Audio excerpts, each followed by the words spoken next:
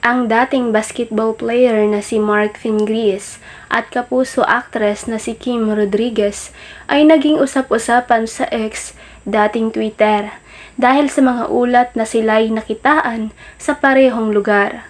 Si Mark Fingris ay asawa ng aktres na si Danica Soto. Parehong may larawan sina Mark at Kim sa harap ng Sydney Opera House sa Sydney, Australia. Kahapon, March 27, 2024, nagbahagi ang mga netizens ng kanilang mga opinyon sa X tungkol sa halos magkaparehong background ng kanilang mga larawan.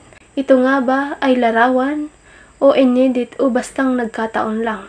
May isa namang nagsabi, kakalabas lang, si Mark Fingris ay sinasabing nagtaksil kay Danica Soto kasama si Kim Rodriguez sa isang binurang Instagram story. Pareho silang nakuhaan ng nagbahagi ng mga kwento na may parehong background. Nagkataon lang ba?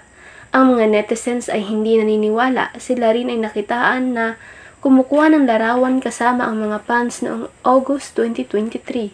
Sabi ng isa, matagal na raw issue ang pagtataksil ni Mark. Aniya, medyo nagulat ako na ngayon lang lumabas ang issue na pagtataksil ni Mark Fingris.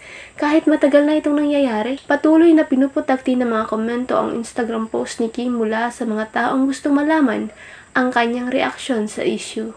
Ngunit hindi siya sumagot sa kanyang post noong March 25, 2024. Ang kaibigan ni Danica na si Pebbles Doke ay nagdepensa kay Mark sa Facebook kagabi rin.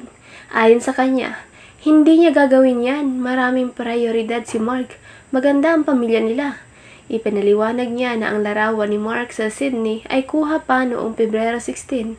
Samantala, ang larawan ni Kim ay kuha lang nitong Mars. Si Danica ay nagkomento rin sa isang post. Mukhang hindi siya naapektuhan ng paratang ng pagtataksil ng kanyang asawa. Sabi niya, kalma lang kaibigan. Mahal ka namin. Sagot ng kaibigan, ikaw nga kalma lang. Sa matagal ng pagsasama bilang mag-asawa, wala pang issue ng pag-aaway sa pagitan nila. Ilan pa nga ang nagturing sa kanila bilang ideal couple. Hindi rin nagpahuli si Sian Gasa at nagpost ng kanyang sariling opinyon. Marami rin ang nakisimpatya at nagpatunay na matagal na ang larawan ni Mark Fingris, kasama pa ang kanyang mga kaibigan na nagpost din ng larawan. Tila wala talagang third party na involved at nagkataon lang ang lahat. Samantala, ngayon ay nagsalita na si Mark Fingris. Walang katotohanan ang mga lumalabas na balita tungkol sa amin ni Miss Kim Rodriguez. Walang namamagitan sa aming dalawa, gaya ng sinasabi ng ibang tao. Nakasama ko po si Miss Kim sa isang basketball event at sa isa pang event noong naging muse siya ng team namin.